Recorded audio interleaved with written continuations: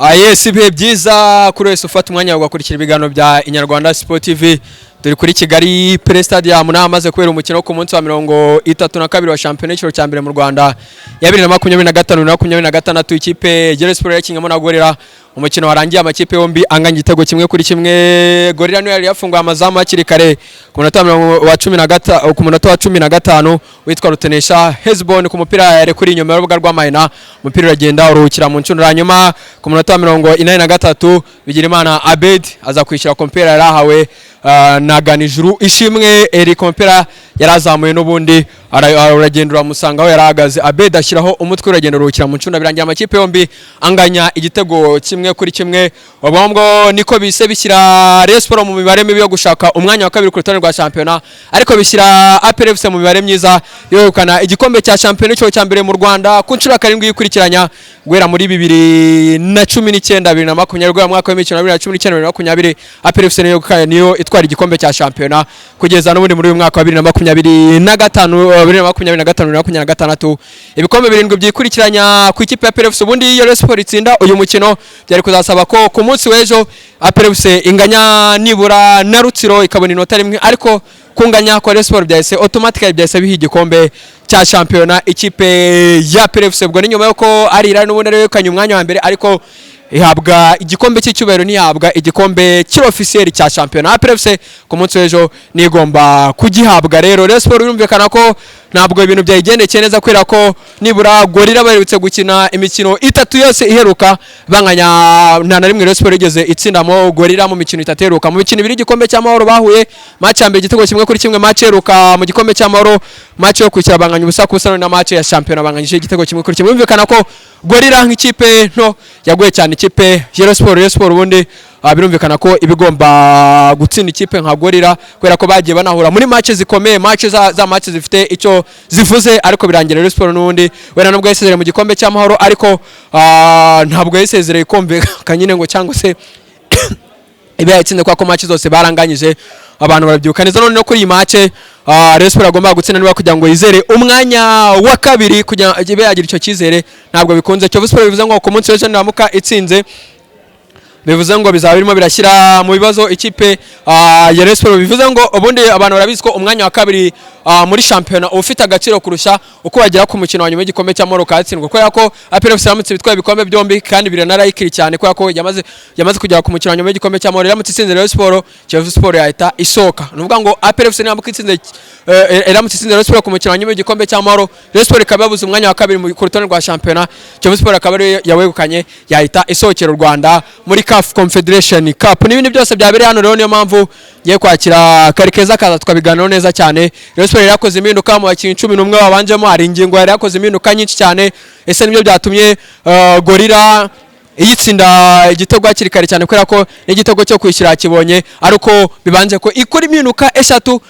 igice cya kabiri kigitangira barimo Azizi Basane, Tambwe Guruhari na Ganijuru ishimwe binjira mu kibuga. Ese nibindi amakosa yabayo nayahe, ariko none umuntu atirengagije n'ubuhanga abw'umutozo w'ikipe yagorera ko muri mwaka w'imikino agiye agora amakipe makuru cyane cyane iyi Rayon Sport bahuye inshuro eshatu Rayon Sport itamutsina. Bivuze ko arekirasa nawe hari credit akwiye guhabwa. Umuntu yirengagije wenda ko haba ari amakosa umutoza Haringingo yakoze,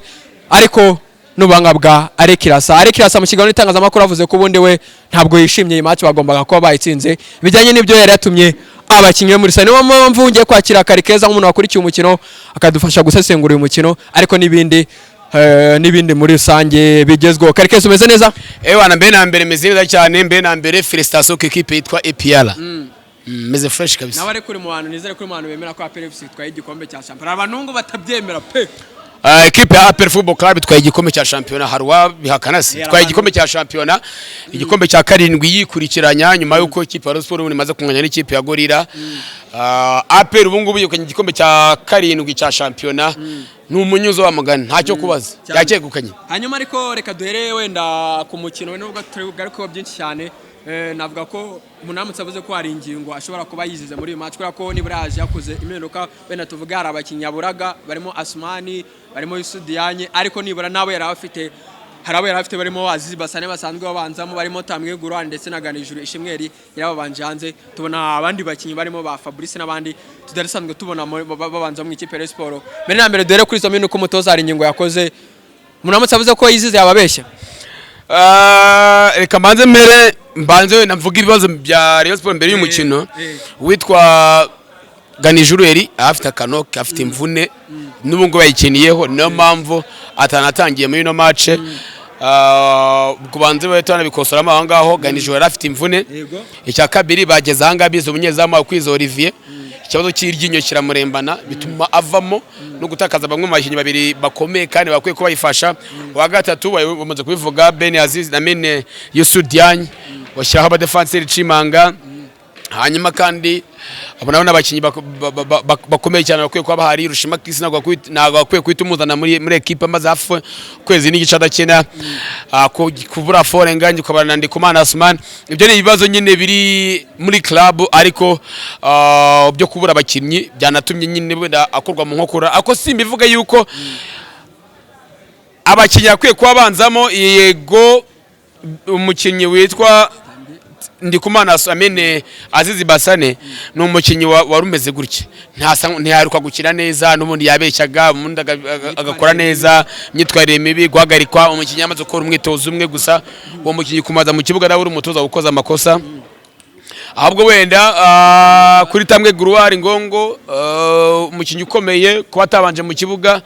we navuga ko navuga ko ndashobora kuba yakoze kaerere ariko nibigaturuka ko ashobora kuba ari marabara cyangwa se maraviva no mu mikino ikurikira cyane finali ikipe ya Apr Football Club kuko tamwe Gruari ni umukinyi maze gukina 76 kw'imikino ya Sport yose maze gukina muri no mwaka w'imikino naba akwiye kuruhuka iyo rotation yari ikenewe ahubwo uko iyo rotation nk'iyo ngiyo uzi ko afite n'abandi bakinyi n'ubundi badahari aho no hajemo kanuka isheke gatoya ariko mu gusimbuza hagati mu mukino nyeke ikipe ya Sport ndarushije ikipe ya Gorira ahubwo kuba imbere y'izamenye nyine kuba idafite umwataka ariko Ganijuru n'abamuhinda boze ni umukino kinyenza cyane matami cyabonye cyane Tanzania assist na kinyeneza cyane navango Rayon Sport kuba irusha Kiyovu munota 2 Kiyovu Sport shobora kuba yatsindira amahisi market yicaho Haringingo afite akazi gakomeye cyane amahirwe afite amwe nuko bazihurira ubona ko batincho ko nayitsinda hanyuma ariko none nago nyango tugaruka kuri uyu mukino gusa ubundi bamwe mu batoza b'abanga dufite mu Rwanda bamutse vuzemo Haringingo ndetse na Arekirasa nabwo ababeshye match 3 bari muri Reyo Haringingo ari muri Reyo barihuriye umuntu amutse avuze ko hano tactique zapezanyije kabirangiye ariko cyane cyane wenda Rayon Sport yabyungukiyemo hamwe none birangiye ari n'ahandi bihombeyemo mbere na mbere izi tactique zabo batoza cyangwa se iyo mikino 3 ni imikino usobanura gute ubona ari iye yabihombeyemo nabisobanura mu magambo atari mu masoko atarenze 20 ni abatoza b'abahanga bakinye umupira mwiza kuko imikino yose yabonetse amakipe yombi yakinnye neza kuri Gorira no ku rwego kuba yareba abakinnyi be gusa kuko ntarimo arajya imbere ntarimo arajya inyuma ari hagati Rayon Sport y'ibihombe mu munota wa nyuma y'itsino match yere kugira amanota meza ariko ni match igize abatoza beza kandi banakomeye bashaka ko batanga challenge hanyuma ariko umutoza Arekirasa mu kiganiro itangazamakuru yavuze ko ubundi yababaye iyi match bagomba kuba bayitsinze bijyanye n'uburyo bakinyemo uremeranya nawe cyangwa igice cya mbere ikipe ya Gorira kwe kwabonye ibitego nka 2 ariko nyine ntibyagenda neza cyane kuko ikipe ya Sport nayo yahushaga imbere zam hari nk'igitego witwa Habimana Yves na Tony Kitoga